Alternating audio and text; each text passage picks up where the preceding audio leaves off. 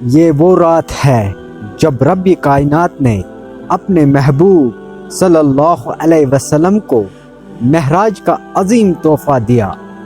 براق پر سفر، بیت المقدس میں امامت، آسمانوں کا سفر اور قرب الہی کا لمحہ، معراج نے ہمیں نماز کا تحفہ اور ایمان کی روشنی دی۔ محترم ناظرین، السلام علیکم ورحمۃ اللہ وبرکاتہ۔ شب معراج اسلامی تاریخ کا ایک عظیم الشان واقعہ ہے جو رسول اللہ صلی اللہ علیہ وسلم کی زندگی میں مکہ مکرمہ کے دور میں پیش آیا۔ یہ وہ وقت تھا جب آپ صلی اللہ علیہ وسلم اور آپ صلی اللہ علیہ وسلم کے صحابہ کرام شدید آزمائشوں اور مشکلات سے گزر رہے تھے۔ اللہ تعالیٰ نے اپنے محبوب نبی کریم صلی اللہ علیہ وسلم کو تسلی دینے، ان کے مقام کو بلند کرنے اور امت کے لیے بے مثال تحائف عطا کرنے کے لیے معراج کے سفر کا اہتمام کیا۔ معراج کا آغاز مسجد الحرام کعبہ سے ہوا۔ جبرائیل علیہ السلام اللہ تعالیٰ کے حکم سے رسول اللہ صلی اللہ علیہ وسلم کے پاس آئے اور آپ صلی اللہ علیہ وسلم کو ایک خاص سواری یعنی براق پر سوار کیا۔ براق ایک نہایت تیز رفتار سواری تھی جس کا ہر قدم اتنا لمبا تھا جہاں تک نظر جاتی۔ رسول اللہ صلی اللہ علیہ وسلم براق پر سوار ہو کر بیت المقدس پہنچے، جہاں تمام انبیاء کرام علیہ السلام نے آپ صلی اللہ علیہ وسلم کی امامت میں نماز ادا کی۔ یہ واقعہ آپ صلی اللہ علیہ وسلم کی فضیلت اور خاتم النبیین ہونے کا واضح ثبوت تھا۔ بیت المقدس وہ مقدس مقام ہے جسے اسلام، عیسائیت اور یہودیت میں خاص اہمیت حاصل ہے۔ بیت المقدس سے آپ صلی اللہ علیہ وسلم کو آسمانوں کی طرف لے جایا گیا۔ جبریل علیہ السلام نے آسمان کے دروازے کھلوائے۔ ہر آسمان پر مختلف انبیاء کرام سے ملاقات ہوئی۔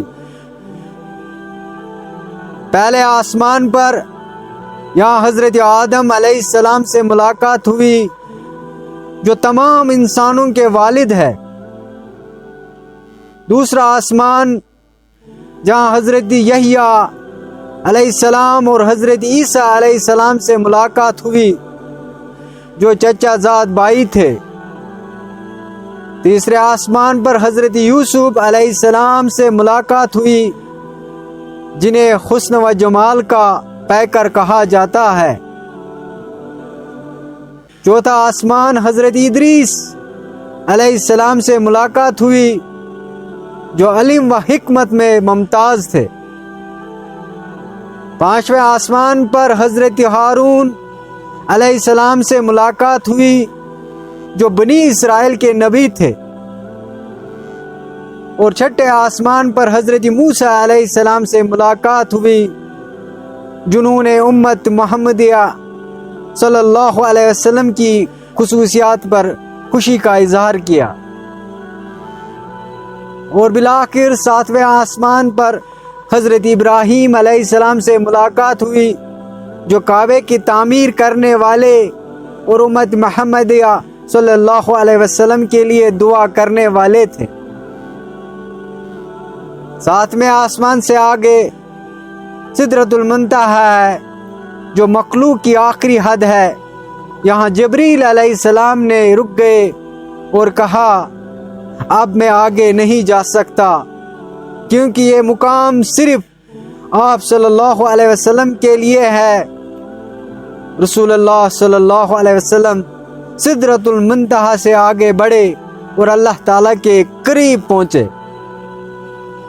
یہاں اللہ تعالیٰ نے اپنے محبوب نبی کریم صلی اللہ علیہ وسلم سے گفتگو کی اور امت کے لیے نماز کا تحفہ دیا۔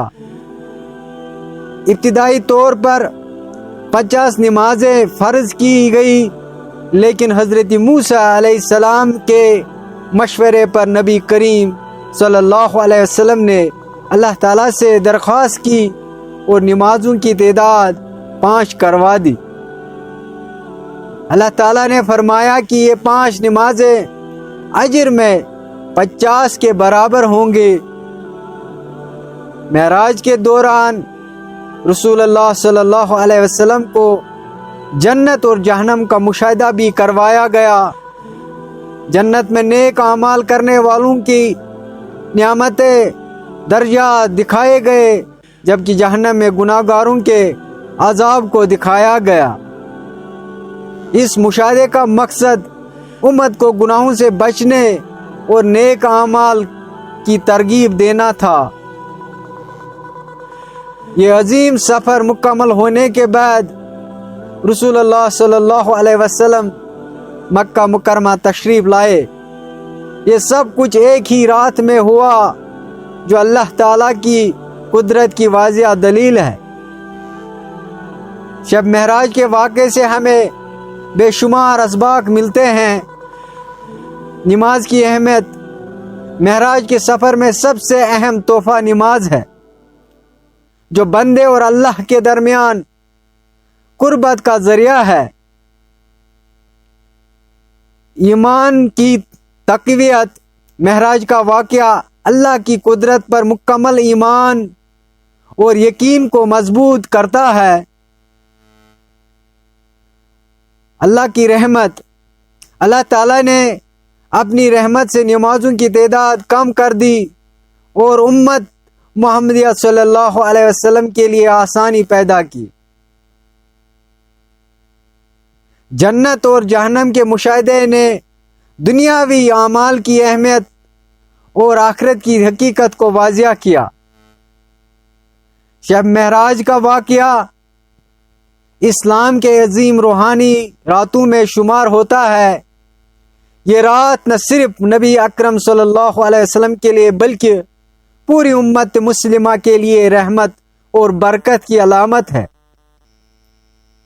مسلمان اس رات کو عبادت کا ذکر و اذکار اور دعا کے ذریعے اللہ تعالیٰ کے قرب حاصل کرنے کی کوشش کرتے ہیں۔